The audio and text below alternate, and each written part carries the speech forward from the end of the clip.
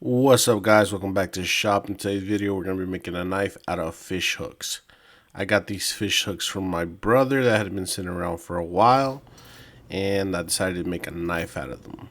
We're going to mix them up with some 1090 steel powder with 2% nickel to give it a good contrast. And as always, I have my canister lined with some white spray paint. I've been asked quite a few times in the comments as of late if I can use a different color other than white. I am not sure. I know that the pigment in the white that makes the paint white is what actually does the work, titanium oxide. But I'm not sure if a different paint would work either. I had somebody tell me in a comment that it would, that they had tested it out, but I never did, so I can't really say for sure. Here I'm using the press and I'm just trying to compress it to fit as much as I can. As you can see, it was pretty springy. So moving forward, I just filled it up with steel powder and tapped it in to fill up all those voids. There's a lot of empty space in here, so it's important to tap all that air out. And with the help of the hydraulic press holding that lid down, I was able to weld it on. And as you can see right there, it pops up by itself, so that's why I used the hydraulic press to hold it down while I welded it back on. Now moving on to our forge welding process. As always, I forge from top to bottom. As you can see, it compressed a lot on the very first press, and that's because it has so much void, so much powder in there, and the powder compresses about 1/3 of the actual volume that it takes. It compresses to solidify, so that's what causes the can to get crushed so much, which causes me problems down the line whenever I want to remove it.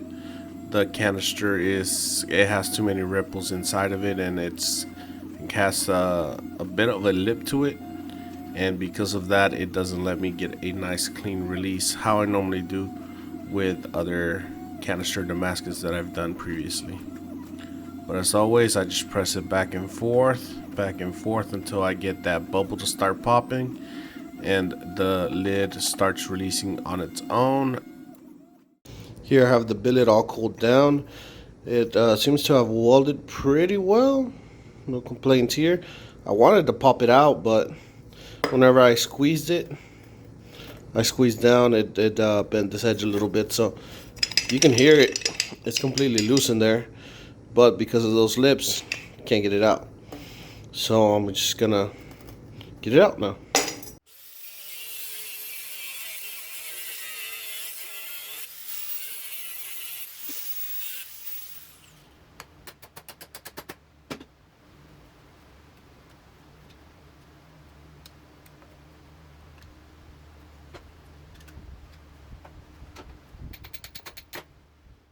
Alright guys, so let's talk about this billet. It's made from fish hooks, as you saw from the beginning, and 1090 with 2% nickel steel powder. The steel powder is hardenable. I do not know if the fish hooks are hardenable. I don't want to risk it being fish hooks, since it's being a whole bunch of different fish hooks. I wanted to risk it being, you know, not hardenable. So what I'm going to do is I'm going to forge it thin all the way out. Then I'm going to cut it in half. And then I'm going to layer it with some good steel in the center, and we're going to do a sandmine construction. So we're going to get all the good stuff while still having a nice hardenable edge in the center. So that's the plan for this guy. And here I'm welding on a holding stick to be able to forge my billet and be able to control it better with some tongs. And I'm just going to forge it out slowly into about 1/8 thick, or maybe 1/4, I don't recall, thick bar of steel, and from there we'll be cutting our 2 clad pieces that we will be forge welding together to make a sandmine. Now I don't know if you've noticed yet, but my tools are a little outdated, and that is because this is an old video that I'm re-editing and adding voiceover, shortening it down from 2 videos and adding voiceover. And I think this was a really cool video, that's why I chose it. And the reason why I'm doing that is because I haven't had a chance to actually finish a knife. I've been working on a lot of things at once as of late, and hopefully I'll have some stuff that you guys really enjoy here in the next upcoming weeks. But for now, bear with these re-edits, and I hope you enjoy them.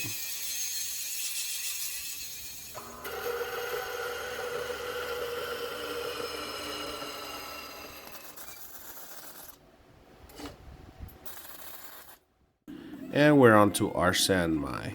It's a pretty thin billet. It's looking like I did go with 1/8 for the outer cladding and for the centerpiece. Now I don't know if you've noticed from the title, but I'm going to make a bit of a cleaver. So what I'm doing is I'm using my round dies that are set sideways so that I can get a little bit of width on this billet. These round dies are pretty aggressive. Nowadays I have less aggressive ones, but they definitely do move material.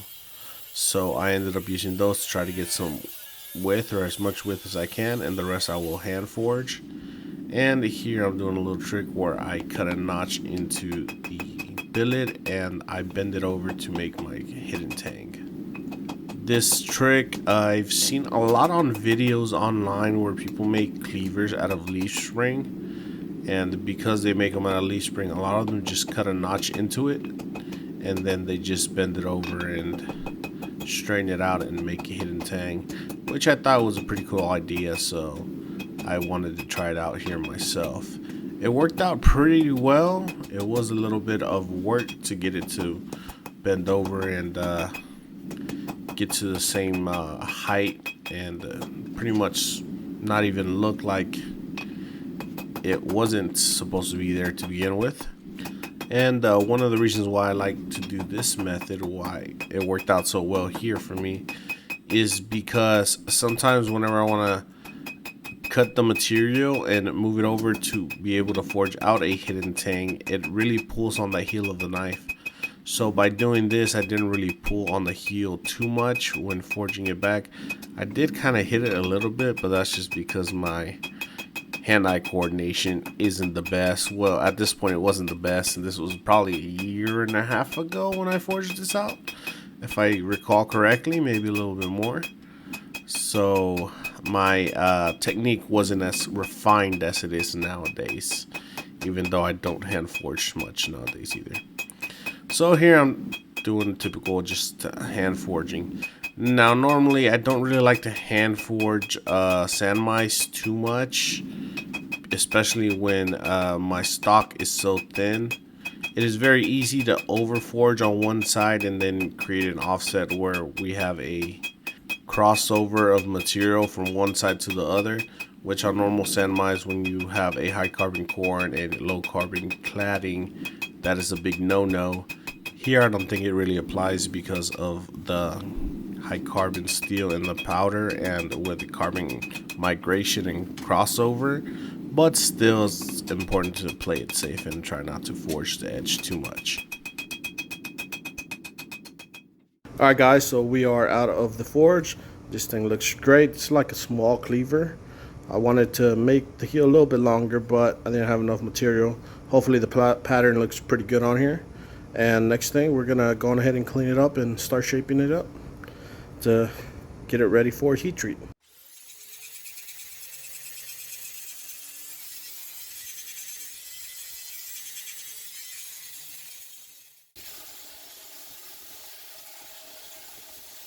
And now we start our grinding. Fortunately, it was pretty close to shape because a cleaver is basically a rectangle, so there wasn't much actual shaping to do. So here I'm using an old 36 grit belt to hog off material and get it to the rough shape that I want, which really is just truing up the tang and getting the heel where I want it. So the grinding ended up being pretty minimal at this stage of the knife build.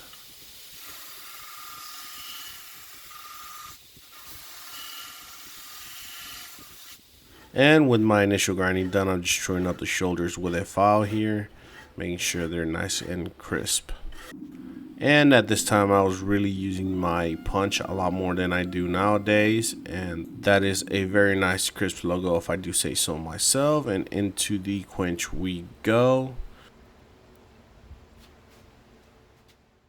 Alright guys, so we're out of the temper. The knife looks very cool. The pattern is popping out. I can't wait to be able to etch it so we can see the pattern, you know, nice and bold. But so far it's very promising.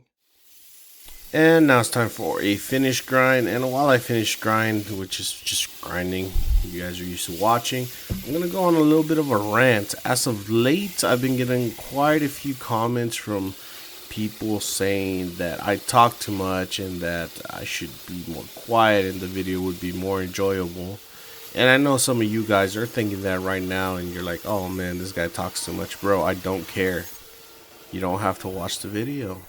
There's people that like these videos, they find the information that I'm giving good, or they just like to hear me yap about whatever's on my mind at the moment while I'm doing these voiceovers.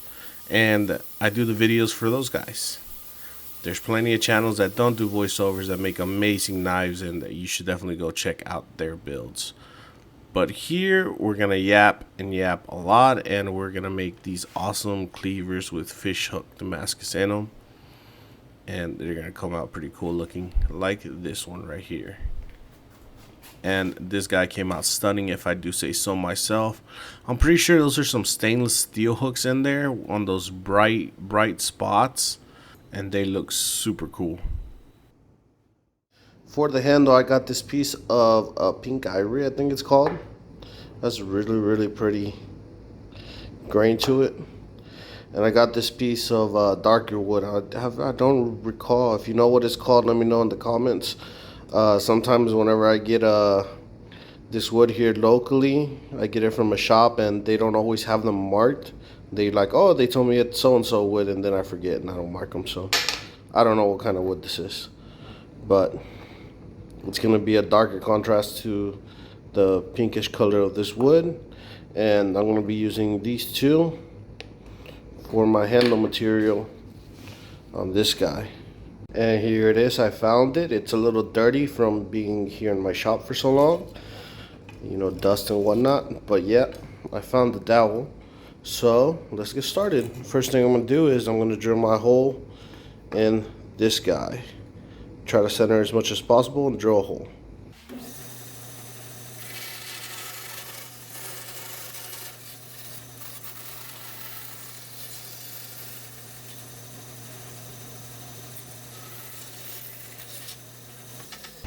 And that should do just fine.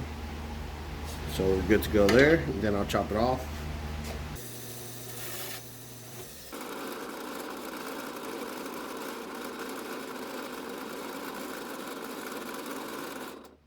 Alright guys, so I finished off the hole. It's not as perfect as I wanted, but it's definitely towards the same side on both sides that are marked, so good enough for me.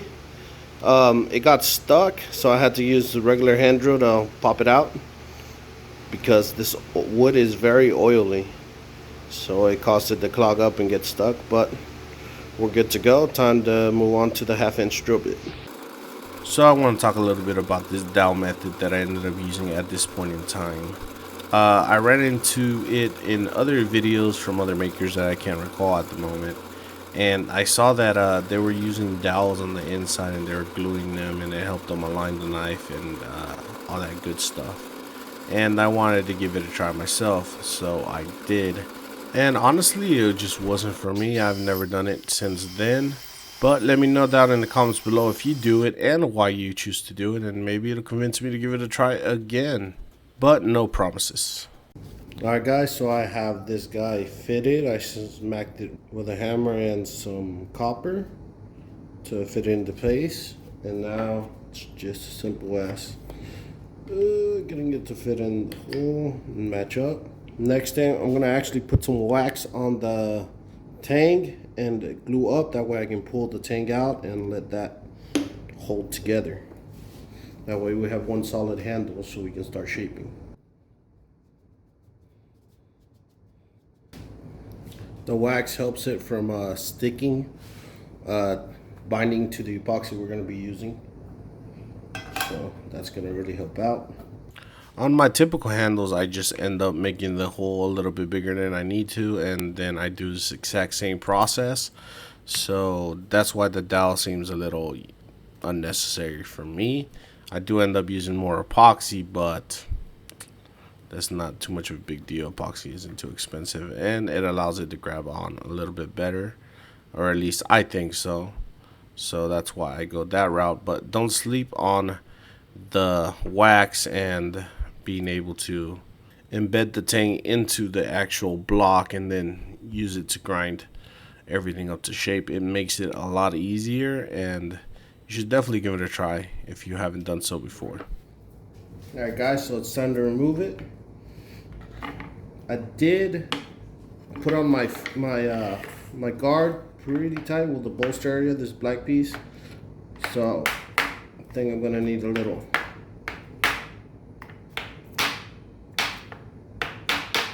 extra help to get this guy off.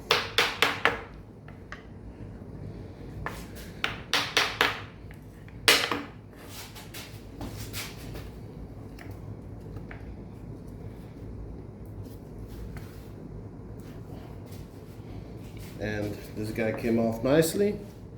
Now I gotta clean up the tang, make sure none of that epoxy dries on. But as soon as I popped it out a little, it released and the rest came out like butter. That's why it's important to wax it. That way it doesn't get stuck on.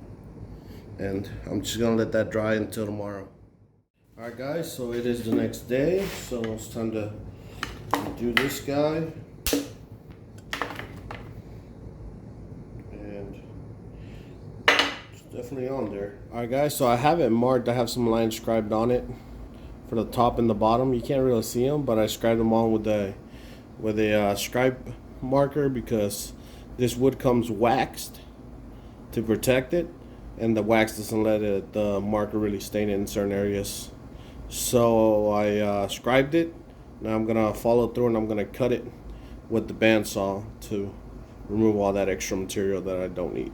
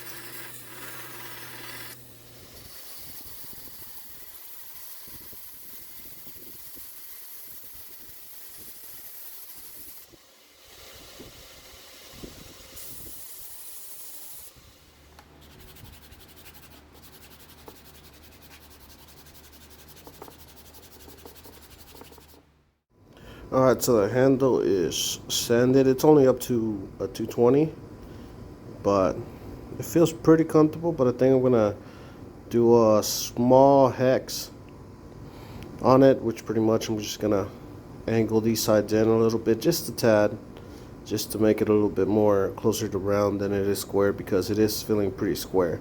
Though it's comfortable in my hand, that doesn't mean it's gonna be comfortable in other people's hands. So I'm gonna hex it a little and sand it again.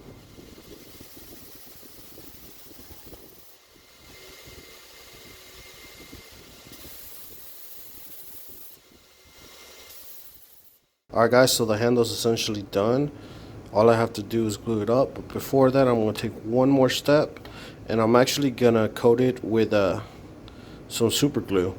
I'm going to coat it and sand it, coat it and sand it to create a waterproof barrier, because this isn't wood that is naturally waterproof.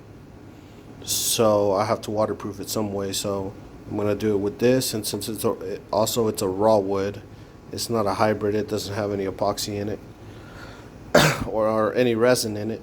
So the best bet is to go with some super glue. I could also just wax it, and people do like to wax every now and then, but not everybody wants to be waxing their knife every couple times. Because I have some knives that are raw wood like this with just wax, and they do over time, you know, lose that waterproofness, and you need to maintain them. So I'm going to do a super glue coat on it, and that should help it be waterproof for a longer period of time.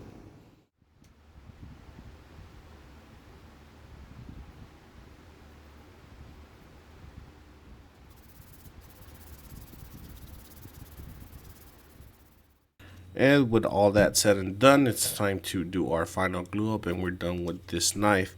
Now, since I embedded the tank beforehand, I don't really need much of epoxy here. All I gotta do is pour a little bit in the tang and a little bit in the handle and smush them together, and you get a very good grab. And up to date, I have not had a single hidden tang knife with any handle problems or glue problems, so I definitely am sure that this is a nice and solid fit up. And I actually still have this knife. I use it in my kitchen because the shape was a little weird and that Damascus was very cool, so I ended up keeping it for myself. I think overall it came out pretty cool. I didn't like that it was a little uneven when I ground it, and I have more of the core steel exposed on one side than the other. But hey, beggars can't be choosers. This was a cool knife overall. Let me know if you liked it in the comments down below, and if you enjoyed this video, and if you learned something or it just simply entertained you, let me know in the comments down below. And let me know by giving me a like or a subscribe. If you're not already subscribed, what are you doing? Definitely subscribe to the channel. And I hope you guys enjoyed, and I will see you guys in the next one. Peace.